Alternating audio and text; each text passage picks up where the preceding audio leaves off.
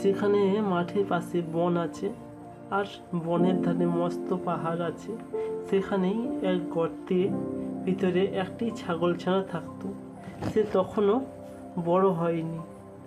তার গর্তের বাইরে যেতে পারে না। বাইরে যেতে চাইলেই তার মা বলতো, যাস না, ভালুকে ধরবে, বাঘে নিয়ে যাবে, সিংহ খেয়ে ফেলবে।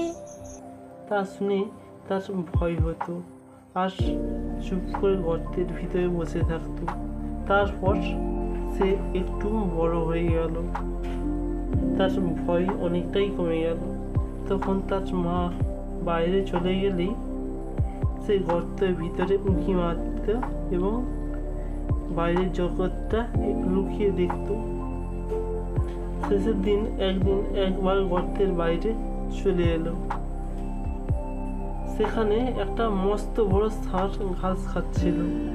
ছাগলছানা আর এত বড় জন্তুটা কখনো দেখেনি, কিন্তু তার সিং দেখেই সে মনে করে নিল যে এটাও ছাগল, খুব ভালো জিনিস খেয়ে এত বড় হয়েছে। তাই সে ষাঁড়কে কাছে গিয়ে জিজ্ঞাসা করলো, হ্যাঁ গা, তুমি কি খাও? আমি ঘাস খাই। ঘাস তো আমার মাও খায়, সে তো তোমার মতো এত বড় হয়নি। আমি তোমার মায়ের চেয়ে ঢের ভালো ঘাস অনেক বেশি করে খাই। সে ঘাস কোথায়? ওই বনের ভিতরে। আমাকে সেখানে নিয়ে যেতে হবে।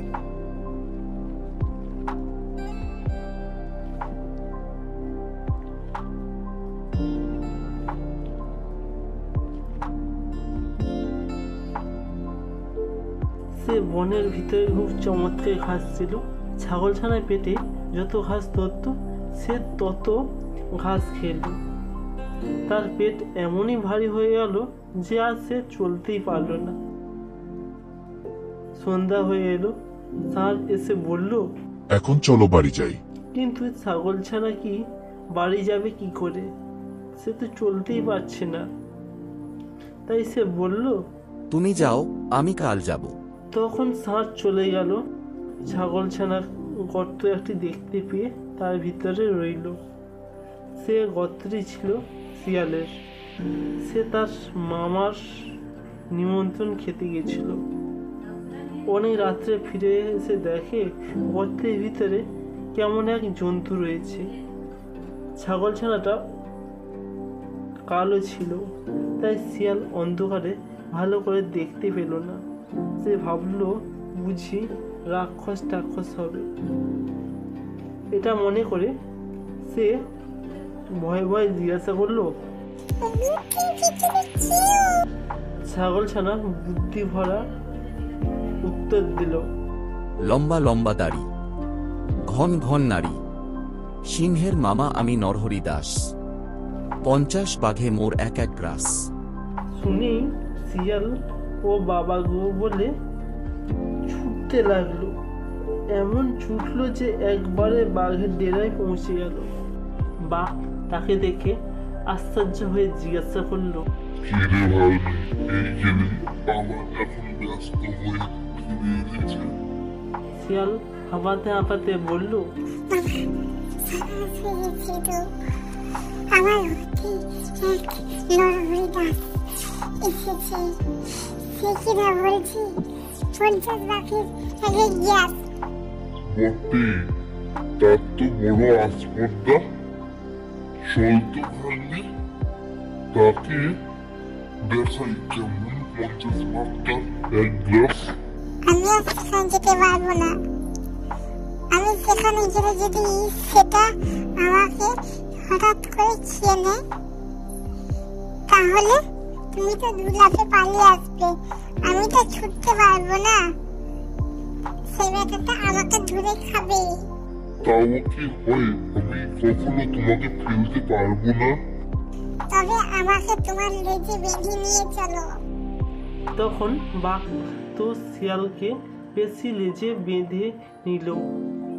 আর শিয়ালকে ভেবেছিল যে এবার বাঘ মামা আমাকে ফেলে পালাতে পারবে না।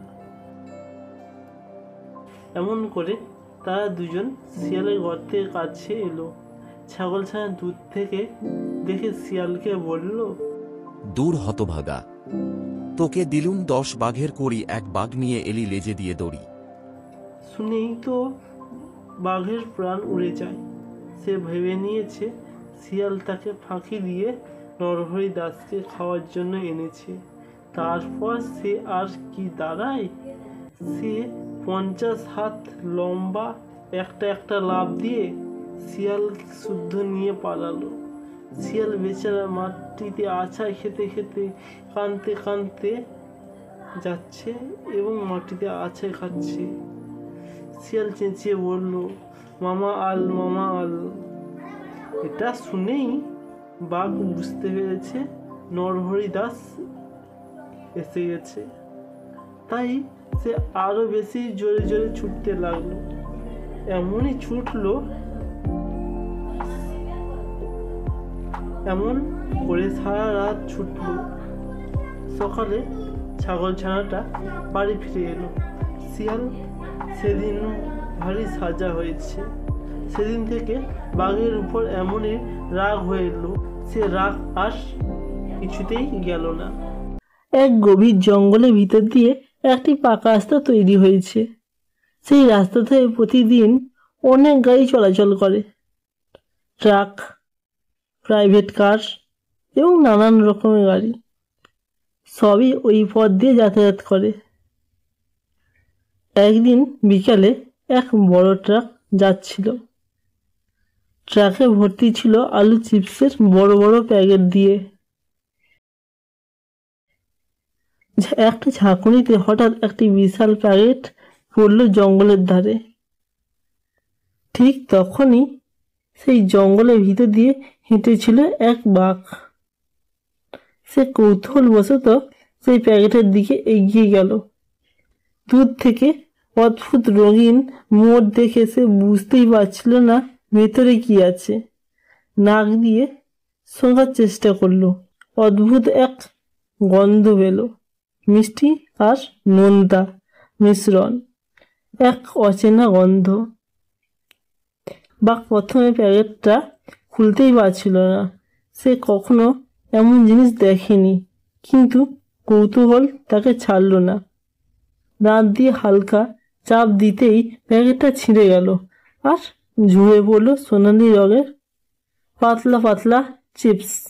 বাঘটি প্রথমে সন্দেহ নিয়ে একটি তুলে মুখে দিল। চিপসটা খেয়ে তার ভালো লাগলো। এত মজার জিনিস সে কখনো খায়নি। একে একে সব চিপস খেয়ে ফেললো আর মজা পেল আর ভাবলো, যদি আরও থাকতো।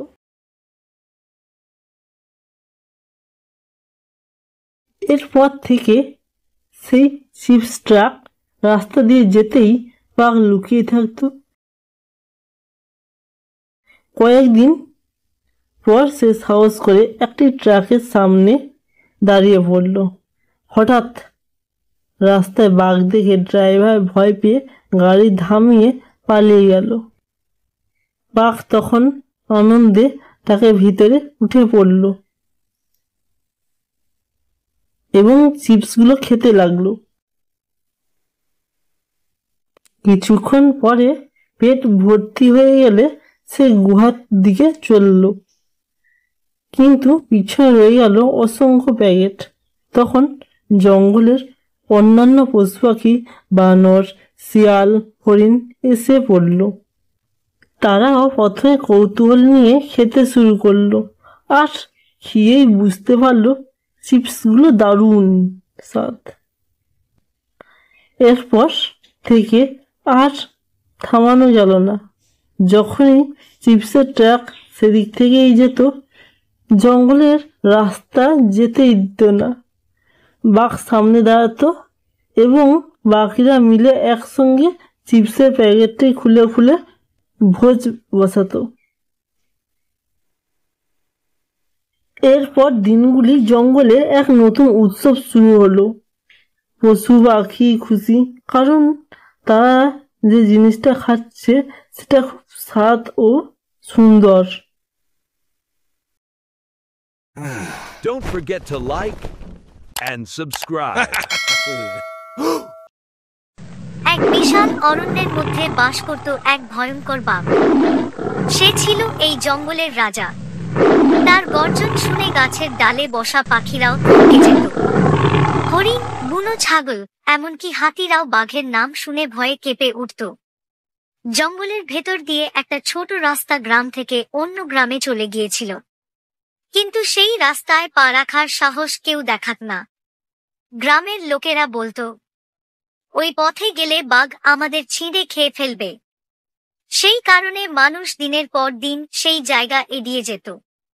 একদিন এক সাধু, যিনি বহু বছর ধরে কঠোর তপস্যা করেছিলেন, সেই জঙ্গলের পথ ধরে ফিরছিলেন। তার চোখে শান্তি, মুখে ভক্তির দীপ্তি। তিনি নির্ভয়ে পথ চলছিলেন, যেন কোনো ভয়ই তার মনে নেই। হঠাৎ কোথা থেকে ভয়ঙ্কর গর্জন করে বেরিয়ে এলো বাঘ। তার দু চোখ লাল আগুনের মতো জ্বলছিল। সাধুকে দেখে সে তীব্র গতিতে ঝাঁপিয়ে পড়ল, কিন্তু সাধু ভয় পেলেন না। তিনি নিজের দণ্ড হাতে তুলে নিলেন। শুরু হলো এক ভয়ঙ্কর যুদ্ধ। একদিকে জঙ্গলের রাজা বাঘ, আরেকদিকে তপস্যার শক্তিতে দৃঢ় এক সাধু। দীর্ঘক্ষণ সংঘর্ষ চলল। শেষ পর্যন্ত বাঘ ক্লান্ত হয়ে মাটিতে লুটিয়ে পড়ল।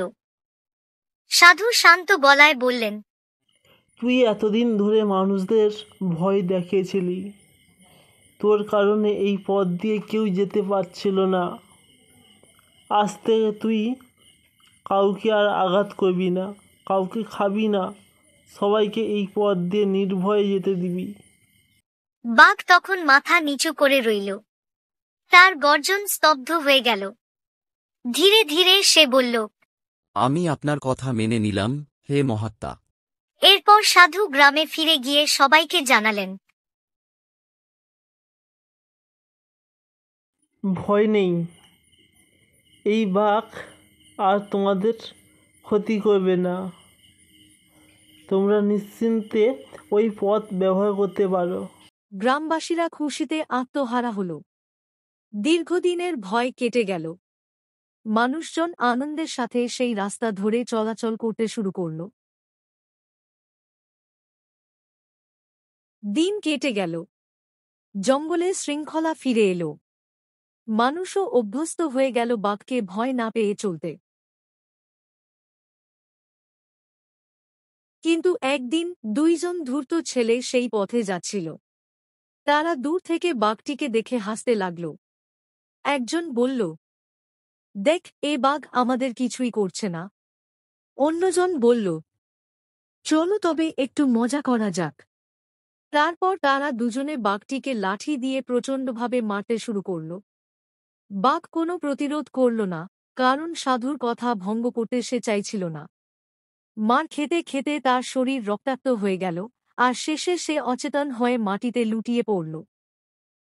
পরের দিন সাধু আবার সেই পথ দিয়ে যাচ্ছিলেন।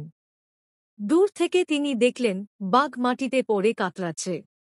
দৌড়ে এসে জিজ্ঞেস করলেন, হে বাঘ, তোর এই অবস্থা কেমন হলো? কেন এমন হলো তোর? বাঘ কষ্টভরা কণ্ঠে সব ঘটনা খুলে বলল, আমি তোমার কথা রেখেছিলাম, কাউকে আঘাত করিনি, কিন্তু তারা সুযোগ বুঝে আমাকে মারল। সাধু সব শুনে গভীরভাবে চিন্তায় পড়লেন। তার মনে হল, আমার কারণেই এই বাঘের এই কষ্ট পাচ্ছে। আমি ভুল করেছি। সব মানুষ সৎ নয়। এই দুনিয়ায় দয়ালু দেখাই অনেক সময় বিপদ আসে। সাধু তখন বাঘটিকে সুস্থ করলেন এবং বললেন, শোনো বাঘ, তুমি আবার আগের মতন হিংসাত্মক হয়ে যাও। যে মানুষ এই পথ দিয়ে যাবে, তুমি তাকে মেরে ফেলবে। তুমি যেমন আগে রাজত্ব করতে, তেমনি আগের অবস্থায় ফিরে আসো। আরও তুমি হিংসাত্মক হয়ে উঠো। এই কথা বলে সাধু চলে গেলেন।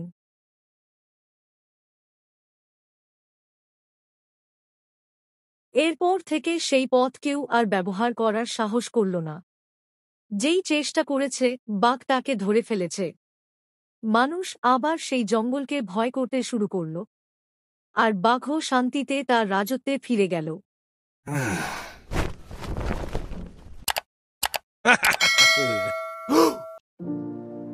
আহা, আজকের সকালটা দারুণ। হাওয়া কেমন মিষ্টি লাগছে।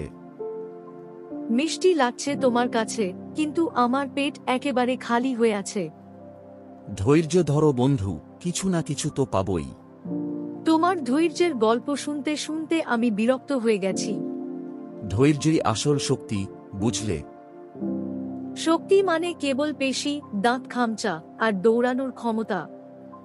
ওই দেখো, গাছের নিচে একটা ঝুড়ি পড়ে আছে।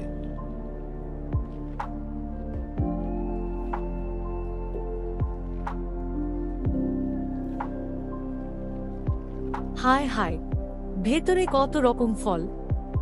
ভাগ্যিস বলেছিলাম, খুঁজলেই কিছু না কিছু পাওয়া যায়। ভাগ্যিস কিছু নয়, আজ আমি সব খাবো। সব তুমি খাবা মানে? আমি তো তোমার সঙ্গে ছিলাম। আমি শক্তিশালী, তাই বেশিরভাগ আমার প্রাপ্য। শক্তি দিয়ে বিচার হয় না, সমান ভাগ হওয়া উচিত। শক্তিই হলো আসল ন্যায়। তুমি একেবারেই বোকা। কি বললে, আমাকে বোকা? হ্যাঁ, শক্তি থাকলেই জ্ঞান হয় না। আমি তোমাকে মারধর করতে পারি। মারধর করলে সমস্যার সমাধান হবে নাকি? আমি চাই ঝুড়ির 3/4 আমার হোক। তাহলে চলো বাঘ রাজার কাছে যাই। বাঘ রাজা? তিনি কেন? তিনি ন্যায়বান, তিনি বলবেন কার প্রাপ্য কত। হাসতে হাসতে, ভালোই তো উনি আমাকেই সমর্থন করবেন। তাই বলছি, তার কাছে যাওয়া যাক। ঠিক আছে, চল ঝুড়ি নিয়ে যাই।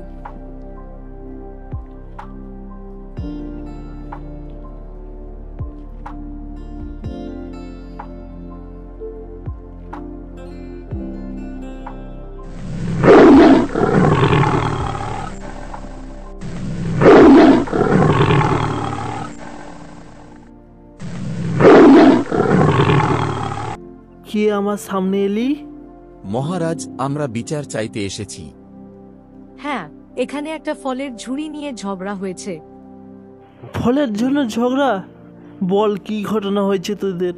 আমি আগে পেয়েছি, আমি শক্তিশালী, তাই বড় ভাগ আমার হওয়া উচিত।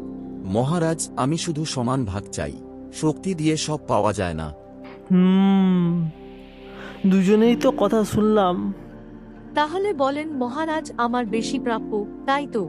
মহারাজ, দয়া করে ন্যায় বিচার করুন। ঠিক আছে, ঝুড়িটা আমায় দে। নিশ্চয়ই উনি আমাকে বেশি দেবেন। এটা তোর, এটা তোর, এইভাবে ভাগ হবে। মহারাজ, কিন্তু আমি তো শক্তিশালী। শক্তি মানে কি অন্যায় করে লাইসেন্স পেয়ে গেলি নাকি তোরা, যে যা খুশি করবি? শক্তিটাকে অপচয় করছিস তোরা। ঠিক তাই মহারাজ, আমি তো তাই বলছিলাম। কিন্তু আমি তো আগে দেখেছি ঝুড়িটা। আগে দেখা মানে কি সবকিছু দখল করে নেওয়া নয়। মহারাজ, সমান ভাগ হলেই শান্তি থাকে। একদম ঠিক বলেছিস। আমি ভুল করেছি মহারাজ। বুঝেছ তো, বুদ্ধি ছাড়া শক্তির দাম নেই। হ্যাঁ বন্ধু, তুমি সত্যিই চতুর। আর তুমি যদি একটু বুদ্ধি খাটাও, আমিও তোমার প্রশংসা করব। মনে রাখ, জঙ্গলে যারা নিয়ম মানে তারাই টিকিয়ে থাকে। আমি প্রতিজ্ঞা করছি, আর কখনো জোর করে কিছু নেব না। এই তো চাই। বন্ধুত্ব থাকলে ভাগাভাগি আনন্দময় হয়। এবার তোরা দুজন শান্তিতে ফল খা। চল বন্ধু, বসি। হ্যাঁ, আজকের শিক্ষা মনে থাকবে সারা জীবন।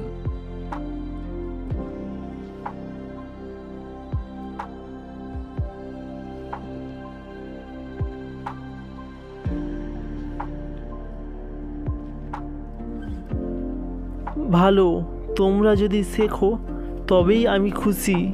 ধন্যবাদ মহারাজ, আপনার বিচার ছাড়া আমি বুঝতাম না। ধন্যবাদ মহারাজ, আপনার জন্য ঝগড়া মিটল। যাও, শান্তিতে থাকো, এটাই আমার আদেশ।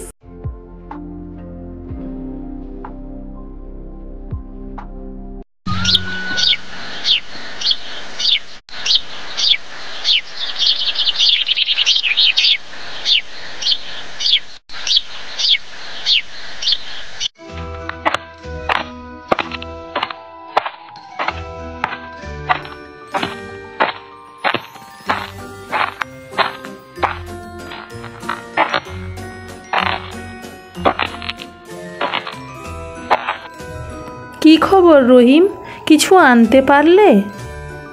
শুধু এক মুঠো চাল, আর কিচ্ছু নেই। তাহলে আবার লবণ ভাত? হ্যাঁ, কাজ করি কিন্তু উপার্জন সামান্য। কবে যে আমার কপাল ফিরবে। ভগবানের ওপর ভরসা রাখো, নিশ্চয়ই কোনো ভালো কিছু হবে। রহিম কিছু না বলে বাইরে চলে যায়। হাঁটতে হাঁটতে গ্রামের পাশের জঙ্গলে চলে আসে।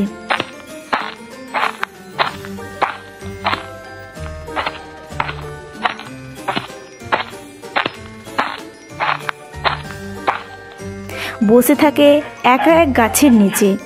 হঠাৎ তার চোখে পড়ে কিছু একটা মাটির নিচে চকচক করছে। একটা পুরনো আয়না। ঠিক তখনই আয়নাটা কথা বলে। ওহে রহিম, আমি জাদুর আয়না, আমি তোমার ভাগ্য বদলাতে পারি। কে কে কোথায় কথা বলছো?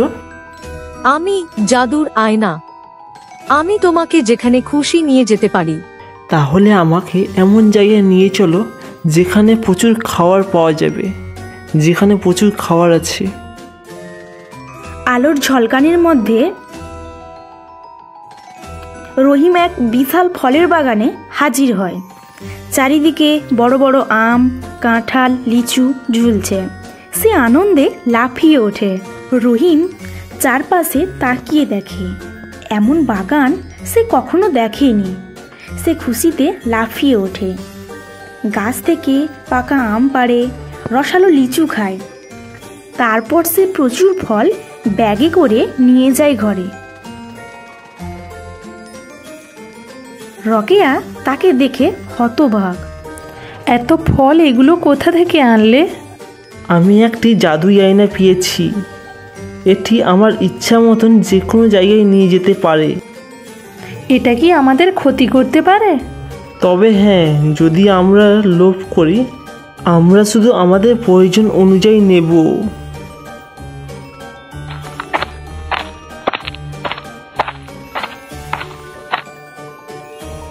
ওই আয়না, এবার আমাকে এমন জায়গায় নিয়ে চলো যেখানে ধনসম্পদ আছে। আলোর ঝলকানির মধ্যে রহিম আবার এক সোনার পাহাড়ে হাজির হয়। পাহাড় জুড়ে সোনার মোহর ছড়িয়ে আছে। এত সোনা, সব কি নিতে পারবো আমি?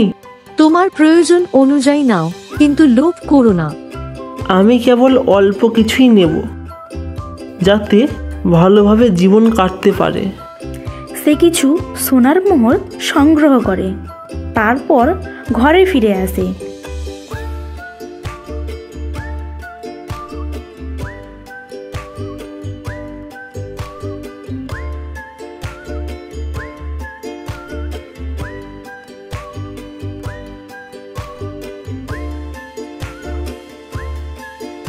কিছুদিনের মধ্যেই সে খুব পাকা বাড়ি বানায়।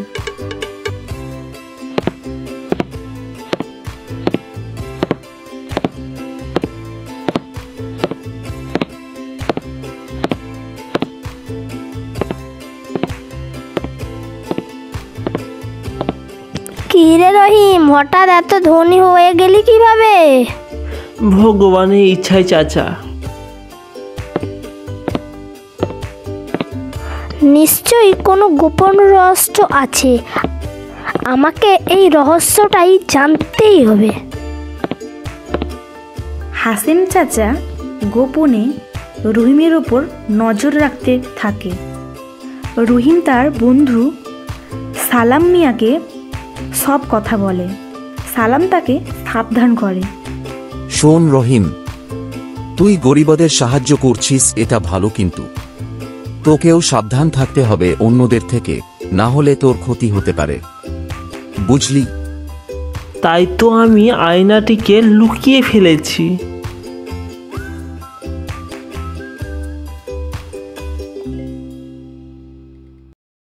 হাসেম চাচা গোপনে রহিমকে অনুসরণ করে।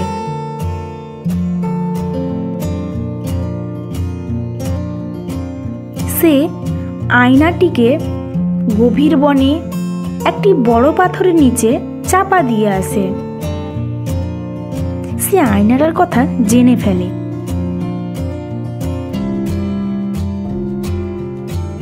এক রাতে সে চুপি চুপি গিয়ে আয়নাটি বের করে ফেলে। আমি এবার ধনী হব। তুমি যদি লোভ করো তবে ধ্বংস হবে। ধ্বংস টংস নয়, আমাকে সোনার পাহাড়ে নিয়ে চলো। আয়নার আলোর ঝলক ছড়ায়। হাসিম চাচা এক গুহায় গিয়ে পড়ে, কিন্তু সেখানে ভয়ঙ্কর দানব থাকে। সে আর কখনো গ্রামে ফিরে আসতে পারেনি।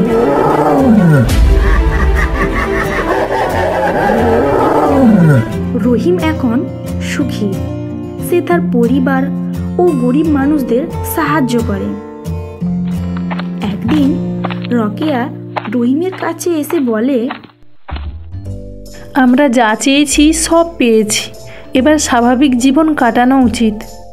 তুমি ঠিক বলেছিলে, জীবনে সত্যিকারের সুখ টাকা পয়সা নয়, বরং ভালো কাজে।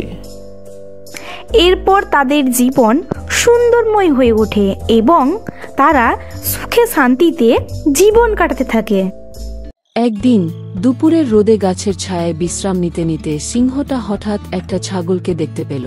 ছাগলটা একা একা ঘুরছিল, আর সিংহের মনে হলো এটা তার দুপুরের খাবার হতে পারে।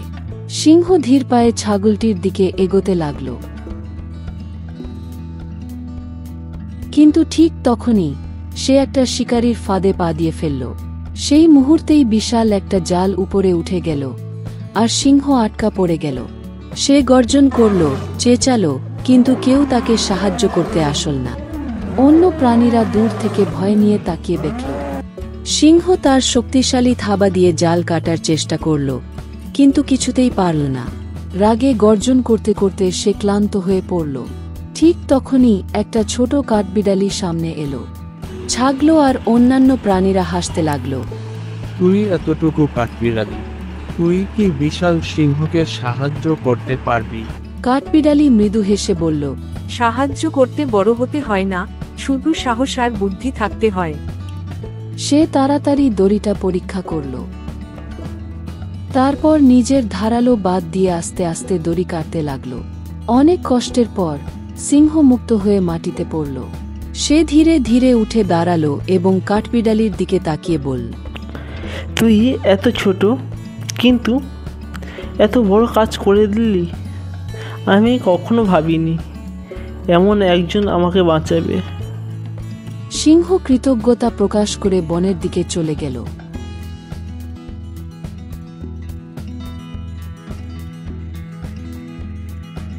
কাঠবিড়ালি খাবারের সন্ধানে এক গাছ থেকে অন্য গাছে লাফিয়ে বেড়াচ্ছিল। সে মাটির দিকে তাকিয়ে দেখে এক শিকারী বনের মধ্যে ফাঁদ পেতে বসে আছে। কিন্তু হঠাৎ কাঠবিড়ালি গাছের একটা শুকনো বাল ভেবে তার ওপর লাফ দিল। সে ফাঁদে আটকে গেল। শক্ত একটা দড়ি কাঠবিড়ালিকে শূন্যে টেনে তুলল। সে চিৎকার করতে লাগল, কেউ আছো? আমাকে সাহায্য করো। কিন্তু ছোট প্রাণ।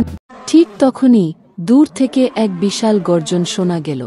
সিংহ ছুটে এলো, তার চোখে আতো জ্বলে উঠল। সে এক ঝাঁপ দিয়ে গাছের নিচে চলে এলো, তারপর শক্তিশালী থাবা দিয়ে দড়িটা টেনে ছিঁড়ে ফেলল। কাঠবিড়ালি নিচে পড়ে গেল আর ভয় পেয়েও হাসতে লাগল। সিংহ মৃদু হেসে বলল, তুই আমাকে বাঁচিয়েছিলি, এবার তোকে আমি বাঁচালাম। সেদিন থেকে বনের প্রাণীরা বুঝতে পারল, সাহস আর বুদ্ধি থাকলে ছোটরাও বড় কিছু করতে পারে। ভালোবাসা ও সহানুভূতির প্রতিদান একদিন ঠিকই ফিরে আসে। একটি ঘন সবুজে ভরা গ্রাম ছিল। সেখানে নানা রকমের প্রাণীরা একসাথে বাস করত। এই গ্রামটির কাছেই ছিল একটি বিশাল বন, আর সেই বনের মধ্যেই থাকত একটি চতুর শিয়াল। শিয়ালটির নাম ছিল রাঙা। ছেলেবেলা থেকেই রাঙা ছিল খুব কৌতূহলী ও সাহসী।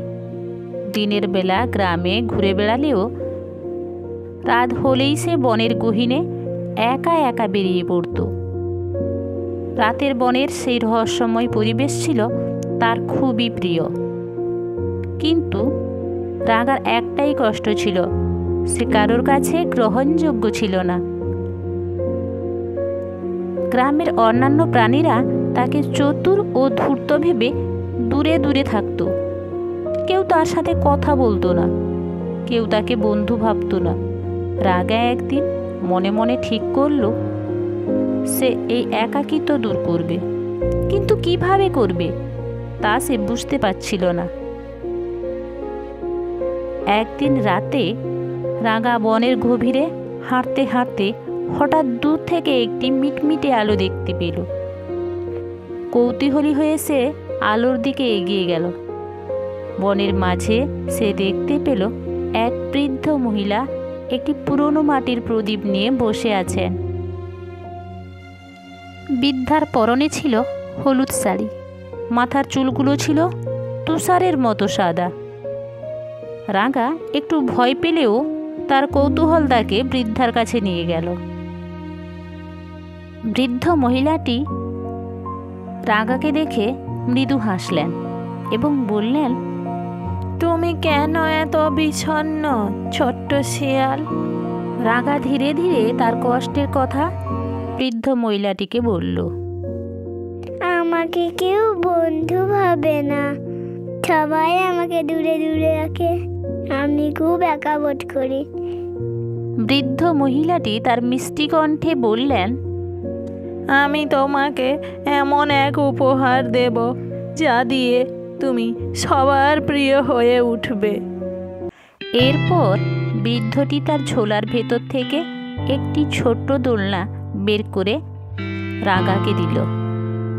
দোলনাটি ছিল কাঠের তৈরি, কিন্তু এর উপর ছিল চমৎকার নকশা। বৃদ্ধ মহিলাটি তাকে বললেন, এই দোলনাটি জাদুকরি। যখন তুমি কাউকে এই দোলনায় দোলাবে, সে তোমার প্রতি বন্ধুত্ব ও ভালোবাসা অনুভব করবে। রাগা আনন্দে উৎফুল্ল হয়ে বৃদ্ধাকে ধন্যবাদ জানালো এবং সেই দোলনাটি নিয়ে গ্রামে ফিরে এলো। সে প্রথমে গ্রামের ছোট্ট বাচ্চাদের দোলাতে শুরু করলো। বাচ্চারা তো আনন্দে আত্মহারা হয়ে গেল দোলনাতে দুলতে দুলতে এবং তাদের সাথে খেলতে শুরু করলো।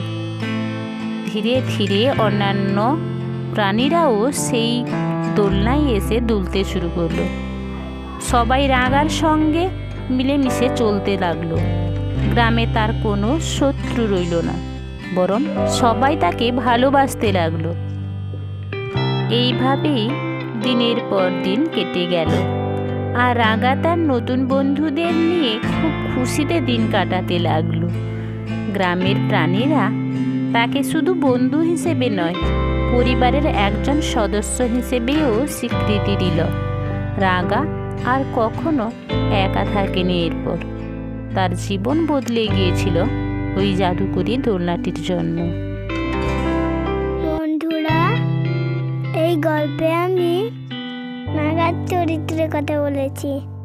এই গল্পটি তোমাদের কেমন লেগেছে একটা লাইক ও কমেন্ট করে জানাবেন এবং বন্ধুদের সাথে শেয়ার করবেন।